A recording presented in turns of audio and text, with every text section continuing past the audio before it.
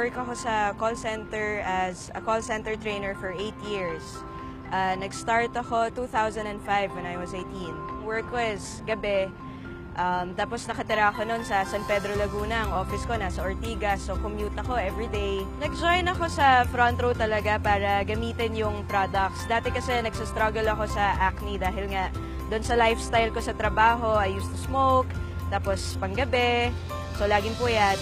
And bilang trainer, medyo ang hirap kasi mag-train pag puro pimples, parang nakakawala ng self-confidence. After a month, nag-work sa akin yung product, so I decided na gawin ko na rin yung business. Ang dami nangyayari sa buhay ko na sobrang ganda simula nung nag-join ako ng front row. Andyan na yun, naging financially stable ako, nakakapag-travel ako ng iba't ibang bansa, salamat sa mga front row incentive tours.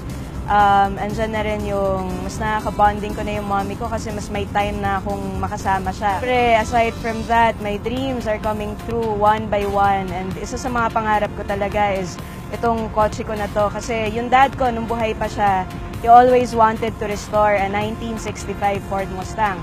Pero hindi niya na nagawa eh. So ang ginawa ko is bumili na lang ako ng 100 year anniversary na Ford Mustang, which is a 2015 Mustang.